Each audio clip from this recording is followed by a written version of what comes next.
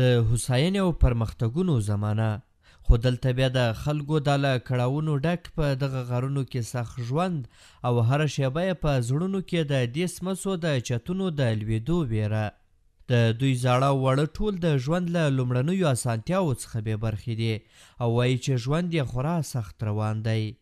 CMG نږدې 4 میاشتې وړاندې په بامیانو ولایت کې د سمڅو یا مغارو د اوسېدونکو سخت ژوند په یوه راپور کې انځور کړ او هڅه یې وکړه چې د دوی غږ اړوندو ادارو ته ورسوي. اوس تازه د بامیانو ولایت سیمه ییزو چارواکو ویلې چې په دې ولایت کې د مغارو یا سمڅو د اوسېدونکو لپاره په 12 هکتاره ځمکه د 144 کورنیو لپاره مجهز ښارګوټی جوړوي چې په خبره یې د هر کور پر جوړېدو به نږدې $4,000 لګښت راشي. موږ د دې دپاره د 144 د کورنیو دپاره په تپه جلال کې چې د بامیانو په سر پورې دی دې ته موږ یو شهرک افتتاح کړو چې د هغې دپاره 2 کوټې او یوه اشپزخانه او د ژوند ضرورت شیان ټول موجود وي. د هغې هزینه او مصرف $4,000 کیږي او دا به دی ته جوړیږي. چارواکي زیاتوي چې دغه ښارګوټی د ملګرو ملتونو د یو شمېر ادارو په مالي ملاتړ سره جوړیږي او چارې به یې په ډیرو لنډو ورځو کې پیل شي.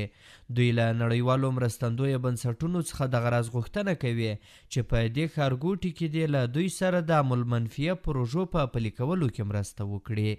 چې دا کورونه به جوړ شي که نه د دې دپاره اعمار د سړک پکار دی، اعمار د تقریبا د کلینیک چې دی ضرورت ورته لري، مکتب ضرورت لري او مسجد ضرورت لري او شبکه برق ضرورت لري او شبکه ابرسانی د اوبو دپاره ضرورت لري.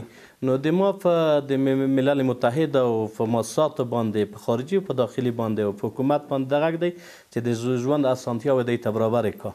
په بامیانو ولایت کې د سمڅو اوسېدونکي د حکومت له دې اقدام څخه هرکلی کوي او وایي چې د تیرو حکومتونو پر مهال ورسره په ځلونو د کورونو د جوړولو ژمنې وشوې خو په عمل کې هیڅ کله ثابتې نه شوې. دیگه در این نقاره زندگی ازی بسیار مشکله. په دغه غارونو کې ژوند کول خورا ستونزمن دی. دا موږ چې لا هم دلته ژوند تیروو کله چې باران وسي ټوله شپه له ډار څخه ویده کیدی نه سو ویریږو چې دا چتونه راباندې ونه لویږي.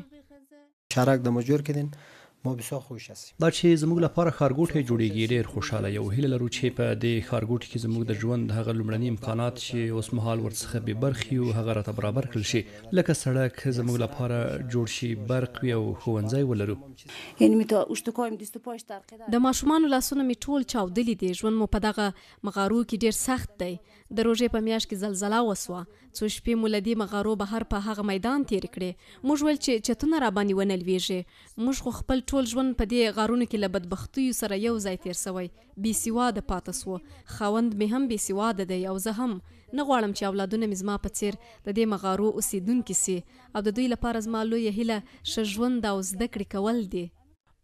محمد علي کاکا نږدې 18 لسیزې په دې غارونو کې د ښه ژوند تېرېدو په هیله تېرې کړې.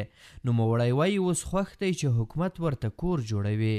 قدر خوش هستم که یعنی 70 سال که ما عمر کردیم دیگه. دومره خوشحاله یم چې نور حد نه لري او 1 کال عمر مې تیر شو، په ثانیه هم نه یم پوهېدلی. اوس خوشحاله یم چې دا ځای زموږ لپاره جوړیږي. د بامیانو ولایت د کډوالو بیرته راستنېدونکو چارو ریاست ته معلوماتو له مخې په بامیانو کې 1500 کورنۍ په مغارو کې ژوند کوي او له دې ډلې څخه دوی یوازې 144 کورنۍ اړمنې پېژندلې او دغه لړۍ لا هم روانه ده چې نورې اړمنې کورنۍ هم په ګوته کړي. احسان الله کریمي، CMG د بامیانو ولایت.